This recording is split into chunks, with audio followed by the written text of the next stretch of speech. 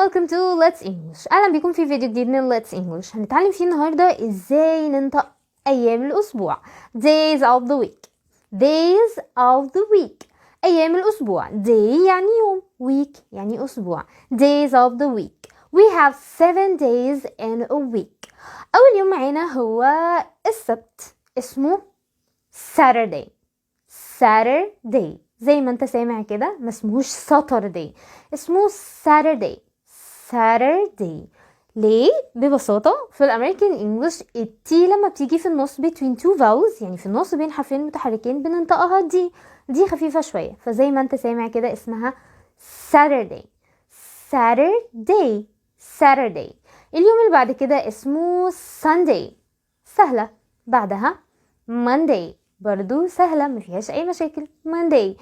اليوم اللي بعد كده ركز فيه شوية، ما اسمهوش Tuesday. ما فيش حاجة اسمها Tuesday. اليو اللي انت بتنطقه ده تنساه، اسمها Tuesday. ايوه زي ما انت سامع كده Tuesday. It's Tuesday. Tuesday. اليوم اللي بعد كده الاربعة بنقول عليه Wednesday. Wednesday. الدي اللي قدامك دي تنساها خالص، مش هنعبرها كأنها مش موجودة، اسمها Wednesday. في الانجليش حاجة اسمها silent letters، يعني الحروف الصامتة اللي ملهاش اي لازمة في الكلمة، مش بننطقها خالص، نبقى نتكلم عنها ان شاء الله. فدي ده من الحروف السايلنت، يعني مش هننطقه، اسمها Wednesday. وبرضو ما اسمهاش Wednesday، اسمها Wednesday. Wednesday. It's Wednesday. اليوم اللي بعد كده الخميس، ما اسمهوش Thursday. اكيد ما اسمهوش Thursday. التي اتش في الانجليش بننطقها ث، لسانك ث ث. Thursday. Thursday. It's Thursday. اليوم اللي بعد كده Friday. Friday. سامع الار؟ مش بنقول Friday، اسمها Friday. Fry.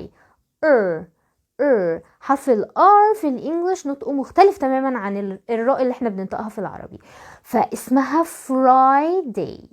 Friday. دي كانت ايام الاسبوع. في كمان اخر يوم في الاسبوع او اخر يومين اجازة، يعني بيتقال عليهم الويكند.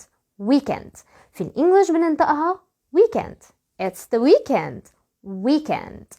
فده كان موضوعنا النهارده، ان شاء الله يكون فاتكم وعجبكم، ولو عجبكم ما تنسوش تدوسوا لايك وتعملوا لنا لايك على الفيسبوك وسبسكرايب على اليوتيوب. Thanks for watching and see you next time. Bye.